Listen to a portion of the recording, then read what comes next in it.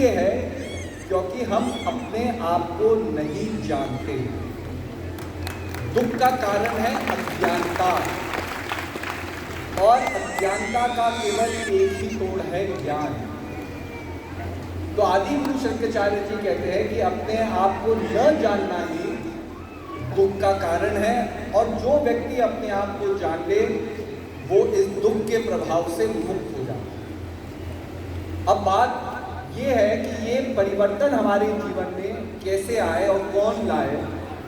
तो इसी की महिमा, गुरु की महिमा होती है, जो अज्ञानता के अंधकार को मिटा करके हमारे जीवन में ज्ञान का प्रकाश लाए, हमें अपने ध्येय से हमें जोड़े, अपने जो हमारा प्राइमोर्डियल वाइब्रेशन है उससे हमें कनेक्ट करे।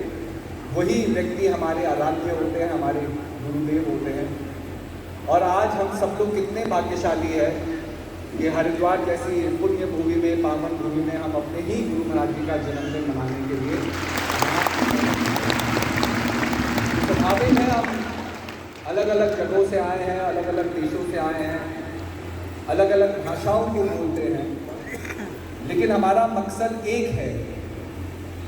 आज जब हम अपने गुरु महाराज जी के चरणों में बैठे हैं तो हमारा एक मकसद अपने आप को समझने का भी होना चाहिए।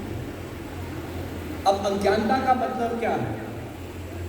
हम एक दूसरे को अपना परिचय देते हैं, तो परिचय में एक दूसरे को हम अपने बारे में सब कुछ बता देते हैं। हमारा नाम क्या है, हमें क्या पसंद है, हम कहाँ रहते हैं, हम क्या करते हैं। तो ये नहीं कि हम कौन है, हम उसको जानते नहीं।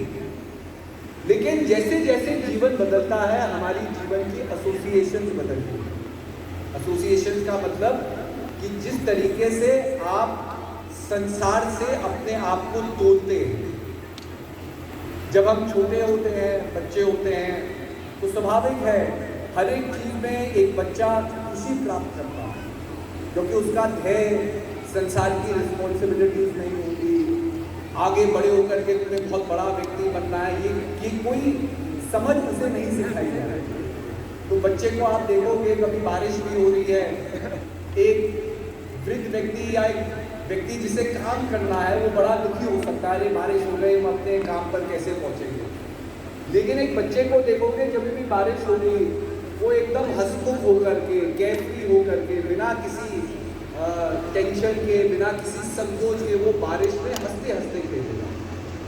उसको कोई परवाह नहीं है कि बारिश क्यों हो रही है, उससे क्या काम बिगड़ेगा। उस पल का वो आनंद उठाएगा, और बारिश रुक भी जाएगी तभी भी वो खुश होगा। लेकिन हम अपनी रिलेशनशिप्स को, जो संसार का हमारा संबंध है, उसको कैसे तोड़ते हैं। हर चीज़ हमारे स्वार्थ के आती है। अगर मुझे काम पे जाना है तो ट्रैफिक भी कम होना चाहिए, दिन भी अच्छा होना चाहिए, मतलब बारिश भी नहीं होनी चाहिए। मतलब हम चाहते हैं कि हर चीज़ जो हमारा एक संसारिक मोह है उसको प्राप्त करने के लिए ये पूरी कायनात उसके लिए काम करे। और यही होता है। आप लोगों को टेंशन किस बात की है? कोई चीज़ है जिसको आप प्राप्त करना चाहते हैं, वो प्राप्त नहीं होती। किसी को टेंशन प्रमोशन की है कि किसी और को प्रमोशन मिल रहा है, हमें प्रमोशन नहीं मिल रहा। अगर घूम फिर करके आप संसार में अपनी महत्वाकांक्षाओं को तोड़ेंगे तो ये नहीं आपको किसी चीज़ की कमी है और उसके कारण आपके जीवन में दुख है। अगर वास्तविक तौर से आप देखोगे आपके जीवन में दुख क्यों है, तो उसमें वजह अक्सर किसी और की खुशी निकलेगी कि किसी और के जीवन के पास वो मोटरसाइकिल है जो मैं चाहता था, उसकी वजह से मेरे जीवन में दुख है। ये नहीं कि आपके पास पर्याप्त चीज़ नहीं है। हो सकता है भगवान ने आपको साइकिल दी, हो सकता है आगे जाकर के आपके हार्ट में कोई प्रॉब्लम होती, मोटरसाइकिल चलाते तो एक्सरसाइज नहीं होती, लेकिन भगवान ने आपको साइकिल दी ताकि आप रोज एक्सरसाइज करें और फिट रहे, ताकि आपकी जो स्वास्थ्य है वो हमेशा अच्छा रहे। लेकिन क्योंकि स्वार्थ मोटरसाइकिल पे अटका हुआ है, जहाँ भी हम मोटरसाइकिल देख रहे हैं अपने आप को दुखी पा रहे हैं कि वो वस्तु मेरे पास नहीं है, किसी और के पास है। और आप देख लो, हम हमेशा देखते रहते हैं संसार में और लोगों के पास और क्या क्या चीज़ है, और उसी से अपनी खुशी को हम तोड़ रहे हैं। तो ये बहुत ज़रूरी है जीवन में अपने सार को समझना। इसी के लिए आपकी पहचान क्या है? अक्सर हम अपना एसोसिएशन इस शरीर से कर लेते हैं। शरीर का एक नाम है, शरीर की एक रूपरेखा है, शरीर का एक कर्मकांड है जिसको हम अपना प्रोफेशन कह लेंगे, शरीर क्या काम कर रहा है, लेकिन हम शरीर तो है ही नहीं। अब इस चीज को समझने के लिए एक समझाने वाले की जरूरत है, क्योंकि अगर हमें ये चीज अपने आप ही समझ में आ जाती है तो आज हम यहाँ बैठे नहीं होते, आज मन दुखी नहीं होता, मन असहाय नहीं होता, मन अशांत नहीं होता। लेकिन आज किसी प्रकार की मन की अशांति हमारे साथ है। इसका मतलब जिस दृष्टिकोण से हम अपने आप को और संसार को देख रहे हैं उस दृष्टिकोण में कोई कमी है, कोई लैप्स है, जिसकी वजह से हम समझ नहीं पा रहे कि हम संसार में क्यों आए और क्या हमें करना है। तो महापुरुष समझाते हैं कि जैसे एक व्यक्ति कपड़े पहनता है, कपड़े उतारता है। कल भी आप जन्मदिन में आएंगे तो कोई अच्छे अच्छे कपड़े पहनेगा, पूजा के समय हम कुछ और कपड़े पहनेंगे, रात्रि के समय हम कुछ और कपड़े पहनेंगे, ओकेजन के हिसाब से हम अपने ड्रेसेस को चेंज करते हैं। लेकिन आप उन कपड़ों से कभी अपना एसोसिएशन करते हैं? आप कपड़े पहन रहे हैं पर आप ये थोड़ी कहते हैं कि मैं कपड़ा हूँ।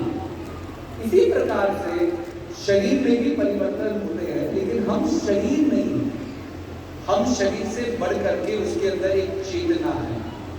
ऋषभ दत्ता महाराज ने बड़ी सुंदर बात कही। उन्होंने कहा when searching for happiness, be careful that you do not search for suffering instead। उनका कहना था कि जब भी हम जीवन में किसी एक मार्ग की तरफ निकलेंगे किसी चीज को पाने के लिए, उसी की परछाई उसका विपरीत है। अगर हम संसार में खुशी ढूंढ रहे हैं तो किसी चीज का होना खुशी होगी, किसी चीज को प्राप्त करना खुशी होगी। हम अपने मित्र से मिल गए, मन प्रसन्न हो गया, लेकिन ये तो नहीं कि हमेशा मित्र से मिलते रहेंगे।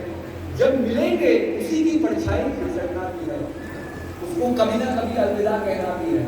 तो किसी चीज की प्राप्ति से अगर आपको खुशी प्रदान हो रही है, उस चीज के ना रहने से